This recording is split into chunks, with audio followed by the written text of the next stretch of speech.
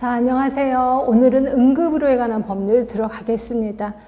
자, 우리 응급의료에 관한 법률은 그거 하나 좀 볼까요? 책의 맨 앞에 부분을 보시면 요거를 좀 언급을 해야 되는데, 맨 앞에 보시면 그 법명당 평균 출제 문제수가 있습니다. 자, 보통 의료법은 6문제 정도 나옵니다.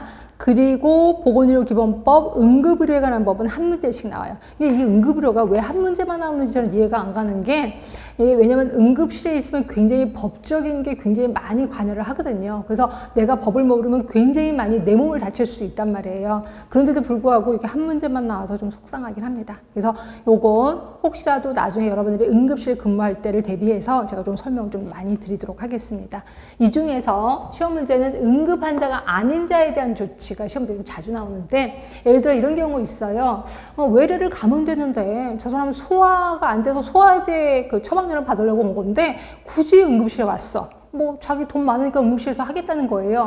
분명히 누가 봐도 응급환자 아니거든요. 이럴 때 어떡하냐 이거죠. 그러면 본인 응급환자 아니까 나가세요. 무조건 하면 이제 민원이 들어오겠죠. 그래서 본인한테 일단 얘기를 해야 돼. 본인은 응급이 아닙니다 라고 얘기를 하고, 본인은 외래, 특히 내과로 가셔야 됩니다. 또는 다른 병원에 무슨 과로 가셔야 됩니다 라고 조치를 해야 됩니다. 그럼에도 불구하고 계속 나는 여기서 할 거예요 라고 하면 할 수밖에 없어요. 왜냐면 무조건 내보내면 법으로 걸릴 건 없지만, 그러니까 법으로는 그렇게 돼 있어요. 법으로는 응급환자가 아닌 사람을 하면 안 되게끔 돼 있는데, 환자가 해달라면 해줄 수밖에 없습니다. 물론 돈 더 추가로 들어갈 수 있겠죠.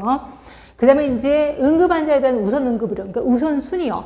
환자가, 누가 봐도 응급환자가 아닌 사람이 있고, 누가 봐도 응급환자예요. 누구부터 해줄까요? 당연히 응급환자부터 먼저 해줘야 돼. 자, 그런데 문제는 둘 다 응급환자야. 누구부터 해줄까? 도착순 아닌 건 아시죠? 그래서 응급실에서 제일 무식한 사람은 누구냐면, 내가 먼저 왔는데 왜 저 사람부터 해줘요? 라고 큰 소리 치는 사람, 정말 무식한 사람. 그래서 의학적 판단에 따라 더 위급한 사람부터 먼저 해주고 있습니다. 요게 우선응급, 우선순위. 그 다음에 또 하나는 응급의료에 대한 설명동인데요. 환자가 왔어요. 그래서 응급이야. 무조건 해야 된다. 그건 아니고요. 설명하고 동의를 받아야 돼. 그래서 본인의 병은 이런 병이고, 또 이런 검사는 이런 검사를 해야 되고, 그 다음에 관리 방법은 이렇게 치료를 해야 된다라고 설명을 하고 환자가 동의를 얻어야 된다. 동의를 받아야 된다. 자, 그런데 문제는 환자가 무의식이야. 그렇죠? 그리고 또 환자가 어린아이야. 그럼 어린아이한테 또 의식이 없는 사람한테 설명을 동의받을 수는 없잖아요. 그러면 같이 오신 분이 있을 거예요. 같이 오신 분 어떻게 되세요? 라고 했더니 이 아이의 엄마래. 그럼 이건 법정 대리인입니다. 그럼 법정 대리인에게는 똑같이 설명하고 동의를 받아야 돼요. 그런데 같이 오신 분이 아니요, 저는 이 아이가 하도 아프다 그래서 지나가는 사람인데 데리고 왔어요 라고 얘기를 해요. 동행인입니다. 단순히. 이럴 때는 이 사람들한테 설명 안 해도 되나? 동행이니까 아니에요. 설명하고 동의까지 받을 필요는 없어요. 동의는 받을 필요는 없고 의학적 판단에 따라 의료행위를 하게 된다. 자, 근데 이제 문제는 90이 넘으신 할아버지랑 그다음에 큰아들이랑 뭐야? 그럼 큰아들이면 법정 대리인 맞습니다. 근데 이분이 그냥 내버려 두세요. 이렇게 살다가 그냥 돌아가시게 내버려 두세요. 라고 얘기를 했어요. 그럼 어떡하느냐? 그러면 뭐 내버려 두라 했으니까 치료 안 하냐? 아니에요. 그래도 의학적 판단에 따라, 근데 의료인 1명 이상의 동의를 얻어서 응급의료를 해야 되겠다라고 하면 할 수가 있다. 자, 요게 중요합니다. 자, 설명 동의. 본인에게 설명하고 동의를 받아야 돼. 법정 대리인이 같이 왔다면 법정 대리인에게 설명하고 동의를 받아야 된다. 근데 법정 대리인이 동의를 안 해주면 의료인 1명의 동의를 얻어서 의료행위를 할 수 있다라고 보시면 되는 거죠. 자, 보겠습니다.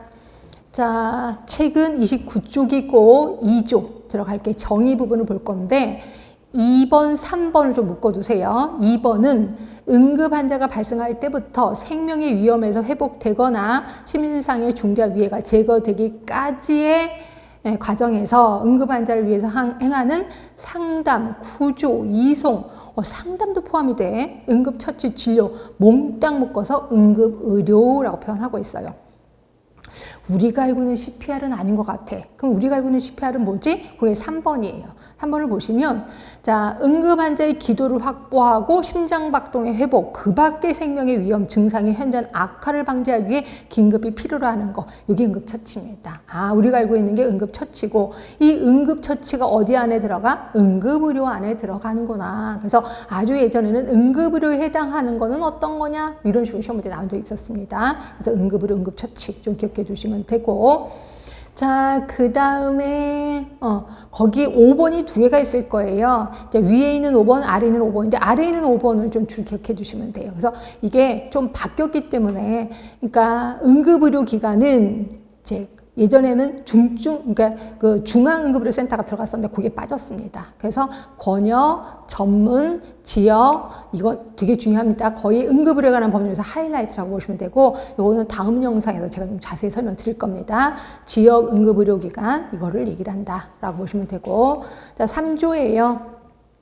이거는 응급의료를 받을 권리를 얘기하는 거거든요. 모든 국민은 우리 그 보건의료기본법에서 건강권 있는 것처럼 여기서는 응급의료를 받을 권리가 있는데, 모든 국민은 성별, 나이, 민족, 종교, 사회적인 신분, 하다못해 경제적 사정 등을 이유로 차별받지 않고 응급의료를 받을 권리가 있는데, 이거는 국내에 체류하고 있는 외국인도 또한 같아요. 결국 외국인인데 이 사람이 우리나라 국적을 갖고 있지 않은데 응급 상황이야. 이럴 때는 응급의료를 받을 권리가 있다는 거죠. 외국인이라고 할지라도. 그 다음에 4조 보시면 응급의료에 관한 알 권리. 그래서 쭉 보시면 될 것 같고, 그 다음에 6조 그냥 넘어갈게요. 자, 7조. 응급 환자가 아닌 사람에 대한 조치. 이거 시험 문제 자주 나온다. 자, 의료인은 응급 환자가 아닌 사람을 응급실이 아닌 의료시설에 진료를 의뢰하거나 또는 다른 의료기관에 이송할 수 있다. 요게 자주 나옵니다. 예를 들어서 많이 나오니까 좀 기억을 해두시면 되고, 그 다음에 8조 우선 응급의료요. 자, 응급의료 종사자는 응급 환자에 대해서 다른 환자보다 우선해서 상당 구조 응급처치를 하고 진료를 위해서 필요한 조치를 취해야 된다. 일반 환자하고 응급 환자가 있다면 응급 환자 먼저 해줘라. 자, 2번입니다. 응급의료 종사자는 응급 환자가 2명 이상이야. 그러면 기준은 도착순이 아니라 그랬습니다. 의학적 판단에 따라 더 위급한 환자부터 응급의료를 실시해야 된다라고 되어 있는 거고, 자, 구조입니다. 설명 동의예요. 자, 응급의료 종사자는 다음 각호 어느 하나를 제외하고는 응급 환자에게 응급의료에 관해서 설명하고 동의를 받아야 된다. 그럼 어떤 때는 안 해도 되느냐? 1번, 응급 환자 의사결정 능력이 없어. 2번, 설명 동의로 응급의료가 지체되면 환자의 생명이 위험해지거나 심신상의 중대한 장애를 가져오는 경우도 역시 설명 동의할 시간이 없다는 거죠. 그러면 2번, 응급 환자가 의사결정 능력이 없어. 이때 법정 대리인이 동행했다면 법정 대리인에게 가로 3번 설명하고 동의를 받아야 된다.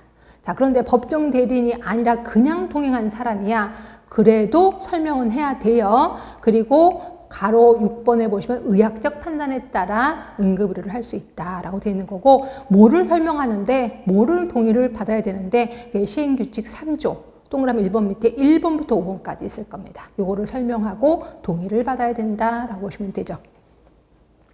자, 그 다음에 11조 이것도 좀 볼게요. 자, 의료인은 해당 의료기관의 능력으로는 이 환자를 어떻게 할 수가 없어. 관리를 못해. 그러면 지체 없이 그 환자를 적절한 응급의료가 가능한 다른 의료기관에 이송해야 돼. 그렇다고 밖에 나가서 택시 타고 가세요. 이럴 수는 없잖아요. 그러면 동그라미 2번 의료기관의 장은 응급환자를 이송할 때 응급환자의 안전한 이송에 필요한 의료기구 또 인력을 제공해야 되고, 응급환자를 이송받는 의료기관에 진료에 필요한 의무기록도 제공을 해야 돼. 당연하겠죠. 자, 그리고 이때 들어간 비용을 환자에게 청구할 수 있다라고 되어 있습니다. 자, 그 다음에 들어가시면 14조를 볼게요. 자, 14조 보시면 구조 응급처치에 관한 교육인데, 그러니까 이거예요. 이 사람은 의료인은 아니야. 그런데도 불구하고 응급처치에 관한 교육을 받아야 된다는 거죠. 그래서 보시면 이런 것들은 그냥 상식선에서 그냥 접근에 들어가면 되는데, 1번 구급차 운전자요. 아, 구급차 운전하시는 분들도 CPR 교육하는구나. 그렇죠? 2번 여객 자동차 운송 사업용 자동차 운전자. 그럼 여러분들은 여객 자동차 운송 사업용 자동차가 뭘까요? 이게 우리가 알고 있는 모든 버스라고 보시면 돼요. 그래서 버스 운전하시는 분 가끔가다 TV 뉴스에서 보면 운전하다가 손님 중에서 심정지가 왔어. 그럼 운전하시다 말고 가서 CPR 했던 거 아실 겁니다. 그런 거 보셨을 겁니다. 이렇게 운전하시는 분들 모두 CPR 교육을 받는구나 하시면 되고요. 세 번째 보건교사도 받고 있습니다. 그 다음에 네 번째, 경찰 공무원도 받고 있구나. 그래서 대부분 경찰들은 CPR을 할 수가 있다 하시면 될 것 같고 7번도 보세요. 인명구조요원이요. 그래서 우리 여름 해변가에 가면 그 초콜릿 복근인 사람들 CPR 하는 거 보셨을 겁니다. 그분들도 다 이런 교육을 받고 있구나라고 보시면 되고요. 그 다음에 쭉 내려가셨다가 14번에 보시면 유아교육법에 따른 교사, 그다음에 영유아보육법에 따른 보육교사도 모두 이런 교육을 받고 있구나라고 보시면 될 것 같아요. 그다음에 18조입니다. 요거는 이제 환자가 여러 명 발생했을 때야. 환자가 여러 명 발생하면 여러 사람이 관여를 하겠구나라고 느끼실 거고요. 그게 가로 1번에 보시면 보건복지부 장관, 시도지사, 시군구청장 다 나옵니다. 요 세 분이 환자가 여러 명 발생했을 경우 응급의료 종사자에게 응급의료 업무에 종사할 것을 명령하거나 의료기관의 장에게는 밑에 의료시설을 제공하게 합니다. 또는 구급차를 운영하는 자에게는 응급환자 이송 등의 업무에 종사할 것을 명령한다는 거죠. 결국 이것만 기억하시면 돼요. 항상 법은요. 주어 쪽에 포커스를 둡니다. 그래서 쭉 설명하고 이건 누가 하느냐? 주어 쪽에. 그러니까 주어 쪽에 포커스를 두면 돼. 환자가 여러 명 발생했을 때 조치하는 사람 누구냐면 세 사람. 보건복지부 장관, 시도지사, 시군구청장이라고 보시면 될 것 같아요. 이렇게 보시고 그 다음에 자 23조 요거 볼게요. 응급의료 수가, 응급의료 수가 일반 의료 수가보다 좀 비싼 건 아실 거예요. 이 응급의료 수가 누가 정하냐면 보건복지부 장관이 정하고 있습니다. 근데 일반 의료 수가도 보건복지부 장관이 정하긴 해요. 혼자 단독으로 하는 건 아니지만 하여튼 응급의료 수가는 보건복지부 장관이 정하는구나 기억해 두시면 될 것 같고요. 자, 그 다음에 미수금의 대지급 22조. 요거 잠깐만 설명드릴게요. 이게 뭔 소리냐면 내가 이제 응급실 갔어요. 근데 돈 한 푼 없단 말이야. 근데 일단 돈 있는 척하고 응급의료를 다 받았어. 그러고 나서 응급실에 한가지일 때 도망가는 사람이 많아요. 이러다 보니까 응급실에서 손해볼 수 있잖아. 그래서 이 환자가 딱 정말 이 환자가 돈이 있어 없어? 요걸 눈치 보는 거야. 그래서 돈이 없을 것 같아. 그럼 슬쩍 방치해 두기도 한다는 거죠. 그래서 이것 때문에 국가에서 뭐라 그러냐면 네가 응급환자를 돌봐줬어? 그리고 치료해줬어? 그리고 환자가 돈을 못 내? 그러면 이거 대신 지불해 줄게. 이걸 우리 미수금의 대지급이라고 하는 거고요. 자, 그럼 누가 대신 지급해 주는데 이것만 좀 보도록 하겠습니다. 자, 1번에 보시면 의료기관, 구급차 등을 운영하는 자는 응급의료를 제공하고 그 비용을 받지 못했어. 그러면 그 비용은 세 번째 줄 기금관리기관의 장 누구냐면 심평원 원장입니다. 심평원 원장에게 대신 지급해 줄 것을 청구할 수 있다. 그럼 이제 심평원 원장이 돈을 대신 지급해 줄 거예요. 그럼 심평원 원장이 돈이 많아서 대신 지급해 주고 다시 안 받나요? 받지요. 어떻게 해서든지 그 사람을 찾아요. 어떻게 해서든지 찾습니다. 찾아서 그 사람한테 돈을 다시 뜯어낸다라고 보시면 되는데 자, 동그라미 4번을 볼게요. 기금관리기관의 장은 미수금을 대신 지급한 경우 응급환자의 본인에게만 받는 건 아니야. 배우자 그리고 응급환자의 일촌직계 혈족 일촌직계 혈족하니까 부모 아니면 자식입니다. 에게 그리고 그 배우자에게 결국 자식이 있으면 뭐 며느리 사위까지 다른 법령에 따른 진료비 부담 의무자에게 그 대지급금을 구상할 수 있다라고 되어 있습니다. 아 결국 빌려주고 돈을 갚긴 갚는구나 라고 보시면 될 것 같아요. 자 오늘 응급의료 자 특히 응급 환자가 아닌 자에 대한 조치 이거 시험 문제 실예를 사례를 들어가면서 시험 문제 좀 자주 나온다 그랬으니까 좀 신경 쓰시고요. 그 다음에 우선 응급의료 우선순위 이거는 그냥 가볍게 그러니까 여러분들 나중에 응급실 근무할 때를 대비해서 좀 기억해 두시면 되고요. 설명 동의도 역시 응급실에 근무할 때를 대비해서 좀 기억을 해 두셨으면 좋겠습니다. 고생 많이 하셨습니다.